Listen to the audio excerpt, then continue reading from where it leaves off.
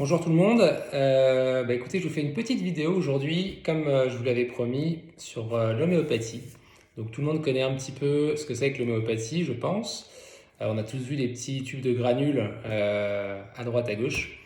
Et aujourd'hui, voilà, je vais vous exposer un petit peu comment fonctionne l'homéopathie, donc les principes de base. Je vais vous expliquer un petit peu tout ça de façon assez simple et accessible. Donc voilà, rassurez-vous, ça va pas être un truc trop compliqué. Et je vais surtout aussi vous exposer à la fin des petits remèdes que vous allez pouvoir utiliser vous-même de façon ponctuelle, car bien sûr, c'est toujours nécessaire d'aller voir ça ne dispense pas d'un avis médical qui lui seul, le médecin peut déposer un diagnostic plus précis sur la prise d'homéopathie avec des complexes qui peuvent être un petit peu plus subtils et qui nécessitent plus de travail en profondeur. Là, ça va être vraiment un accès assez facile à l'homéopathie sur des pathologies qui sont assez communes. Donc voilà, je vous expliquerai un petit peu tout ça. Alors, on va partir un petit peu sur le principe de base de l'homéopathie. J'ai préparé des petites fiches, parce que ça demande un petit peu de temps en amont, pour vous expliquer un petit peu tout ça. Donc, c'est quoi l'homéopathie? Le principe de base, ce qui peut rendre malade à forte dose peut guérir à faible dose. Donc, on est vraiment sur le principe de l'infinitésimal, c'est-à-dire vraiment des toutes petites doses. Alors, l'homéopathie, il faut savoir que c'est souvent confondu à tort avec une médecine qui est uniquement par les plantes, parce qu'effectivement, il y a 80% des produits qui sont issus des plantes.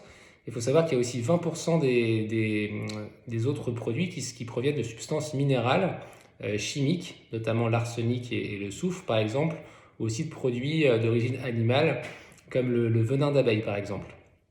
Donc voilà, ça c'est assez intéressant à savoir. L'homéopathie, donc, en fait, c'est une médecine holistique, c'est-à-dire qu'elle conçoit l'homme dans sa globalité. C'est d'ailleurs le même principe que la naturopathie, c'est-à-dire qu'on voit vraiment tous les aspects de la personne, aussi bien le plan physique, psychique, émotionnel. Voilà, donc c'est très global et c'est ça qui permet d'établir un profil assez précis. Alors, la thérapeutique homéopathique, elle s'appuie sur un concept incontournable et trois lois qui sont étroitement liées et complémentaires. Il y a la loi de similitude, il y a le principe d'infinitésimalité et le principe de globalité.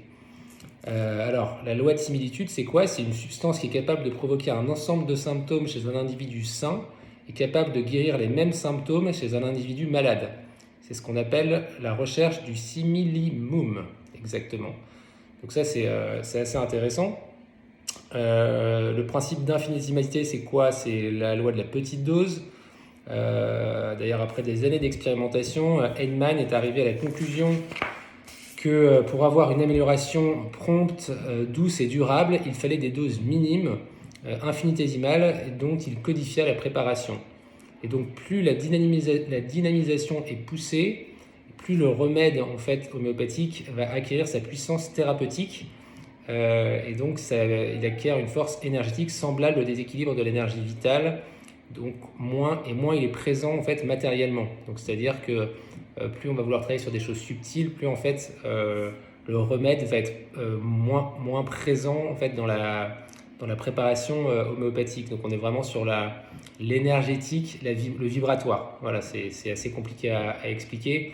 Mais en fait, quand on monte dans les dosages et les hautes dilutions, il n'y a presque plus rien en fait qui est présent. Donc dans les dilutions, par exemple 12, 15, 30 CH, il n'existe plus qu'en fait une puissance énergétique qui est capable d'agir sur une perturbation qui en fait elle aussi est énergétique.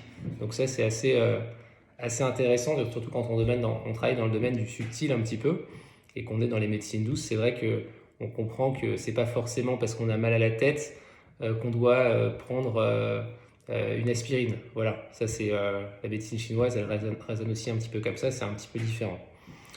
Et le principe de globalité, donc que j'ai lancé tout à l'heure, le troisième, c'est la loi la plus importante selon laquelle l'homme est un tout, c'est-à-dire que nous sommes des machines psychofonctionno-lésionnelles et nous nous déréglons de l'énergétique vers l'organique. Exemple, deux enfants ayant une même maladie ne réagiront pas de la même manière et recevront un traitement homéopathique différent.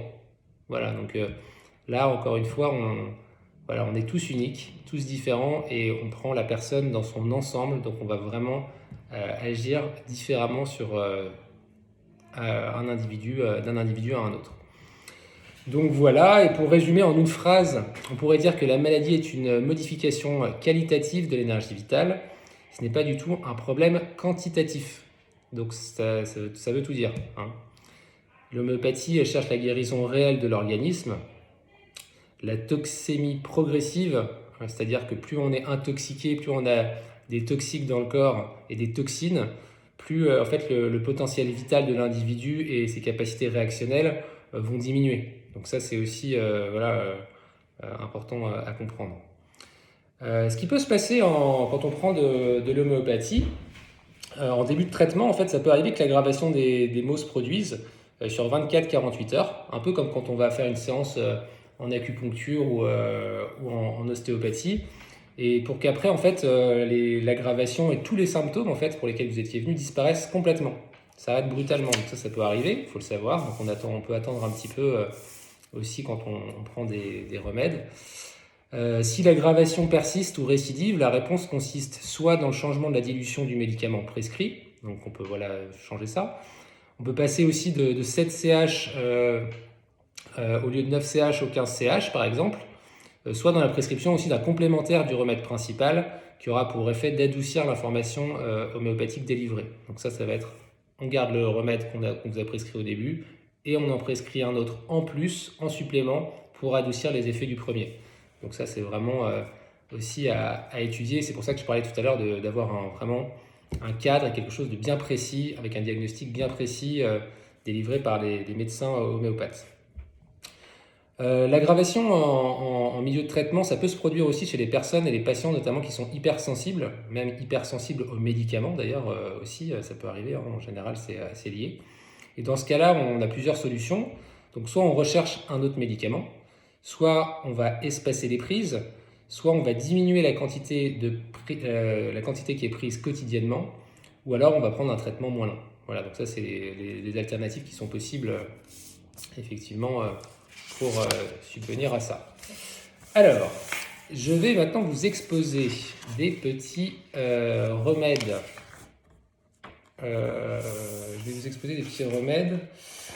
Voilà, elle est là. Des petits remèdes qui peuvent vous aider donc à résoudre par vous-même, ce que je disais tout à l'heure, des petits maux du quotidien. Donc, il va y avoir plusieurs sections, plusieurs thèmes. Je suis parti un petit peu sur les thèmes les plus intéressants, entre guillemets, et ceux qu'on rencontre très régulièrement. Et ça va pouvoir aider dans pas mal de cas. Alors, on va parler à chaque fois, je vais expliquer la problématique, la pathologie qui est traitée, je vais expliquer le symptôme. En dessous, je donnerai le nom du remède et en dessous, encore la posologie. Donc voilà, je vais énumérer de temps en temps les termes quand ce sera un petit peu compliqué. Alors, première pathologie, on va parler de la cystite aiguë. Alors, les symptômes, douleur avant, pendant et après avoir uriné, envie fréquente mais peu abondante. Là-dessus, on va pouvoir prendre en remède homéopathique Cantaris 4CH. Cantaris, ça s'écrit C-A-N-T-H-A-R-I-S. Et ça, on peut prendre 3 granules toutes les heures jusqu'à amélioration. Pour les urines très brûlantes et très peu abondantes, là, on va pouvoir prendre Apis 5CH, A-P-I-S. Apis 5CH, et là, on prend 3 granules toutes les heures jusqu'à amélioration aussi des symptômes. Donc voilà, ça c'était pour les cystites. Pour les angoisses, là, il y a 4 remèdes, parce qu'il y a beaucoup plus de symptômes au niveau des angoisses, donc il y a 4 remèdes que je vais pouvoir vous exposer. Les premiers symptômes, angoisse de survenue brutale, oppression du thorax plutôt la nuit, peur de mourir. Là-dessus, on peut prendre Aconite 9CH. Donc là, vous prenez 3 granules, 1 à 3 fois par jour selon le besoin. Donc Aconite 9CH, A-C-O-N-I-T. 3 granules, 1 à 3 fois par jour selon le besoin. Si vous avez des accès de panique avec sensation de mort imminente, corps glacé et prostré, mais tendance à se découvrir, là vous pouvez prendre Camphora 9CH. 3 granules, 1 à 3 fois par jour, pareil selon le besoin. Camphora, ça s'écrit C-A-M-P-H-O-R-A. Voilà. Pour les angoisses suite à une accumulation de soucis et de chagrins, de nombreux spasmes à la gorge ou au ventre, des tendances à bâiller et à soupirer, vous pouvez prendre un remède qui est assez connu dans le domaine de l'homéopathie qui s'appelle Ignatia. I-G-N-I-A-T-I-A. en 9 CH et vous prenez 3 granules, 1 à 6 fois par jour selon le besoin. Dernier point, dernier remède pour les angoisses, pour tout ce qui est angoisse avec total découragement et crainte de l'avenir, sentiment d'être abandonné de tous et perdu. Là-dessus, vous pouvez prendre Psorinum 9CH, Psorinum 9CH, et vous prenez 3 granules, 1 à 2 fois par jour selon le besoin. Voilà pour les angoisses.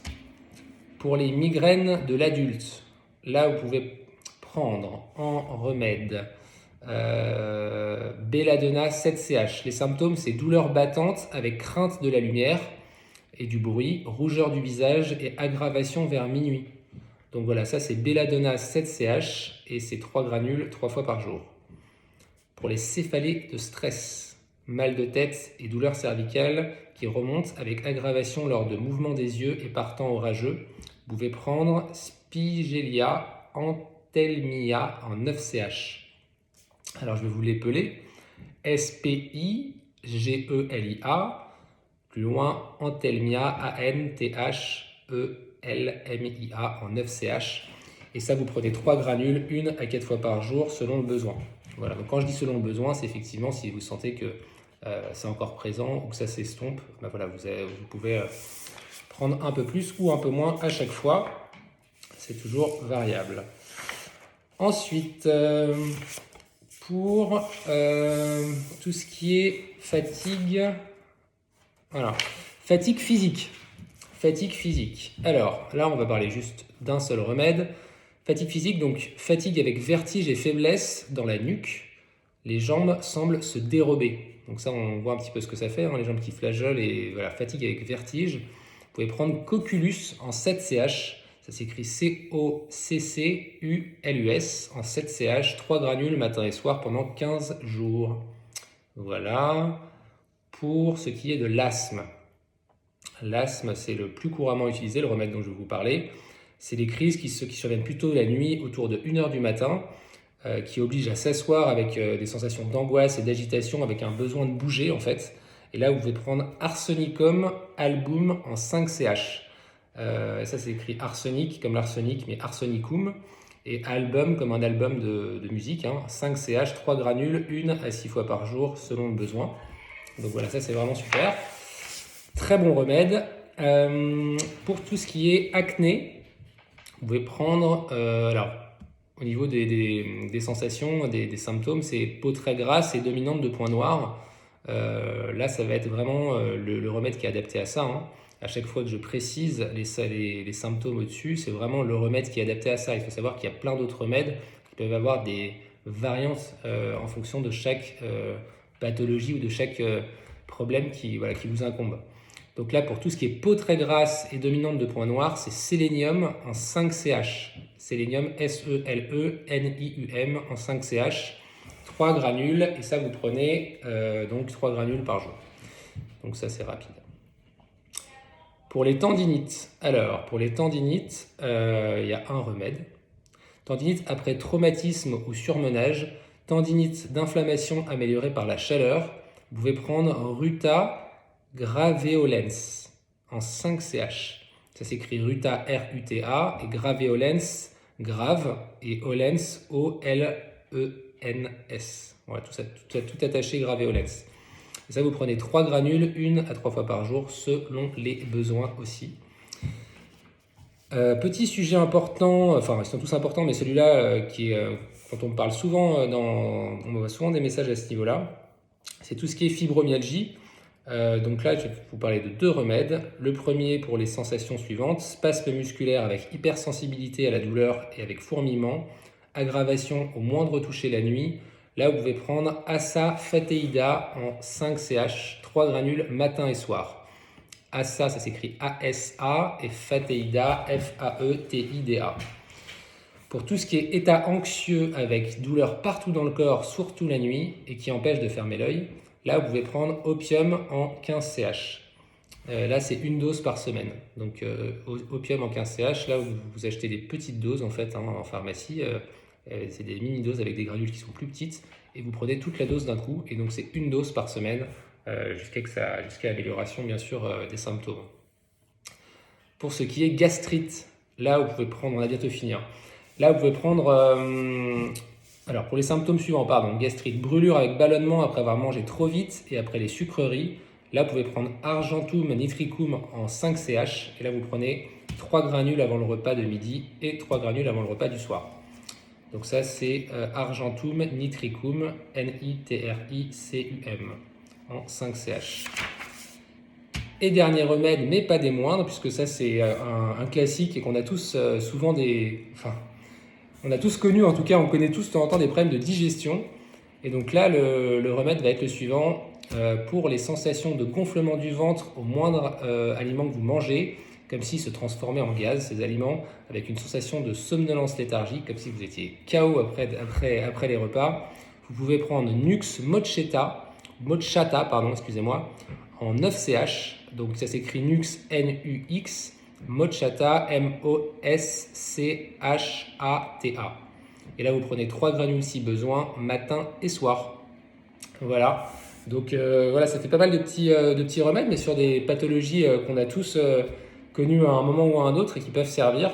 Donc n'hésitez pas à avoir une petite trousse de pharmacie chez vous en homéopathie, sachant que les tubes se gardent assez longtemps et que c'est vrai que je connais des familles qui traitent leur enfant en homéopathie depuis toujours, donc c'est vraiment super intéressant de pouvoir travailler avec des remèdes comme ça, surtout que même si maintenant c'est plus remboursé, on a quand même un accès avec des produits qui sont assez peu chers et qui vont apporter vraiment des bienfaits si on veut des techniques de remède vraiment naturelles. Voilà, donc sinon je vous souhaite à tous un très bon courage pour la période qu'on vit en ce moment, et puis prenez soin de vous. On va passer cette période qui n'est pas facile, mais essayez de vous focaliser toujours sur les choses positives, notamment par exemple le soleil, le beau temps, et puis tout ce que je vous préconise un petit peu sur ma page en fait aussi, et que j'essaie de pratiquer moi-même parce que sinon ça ne servirait à rien. Voilà, je vous souhaite une très bonne journée et je vous dis à bientôt pour de nouveaux posts.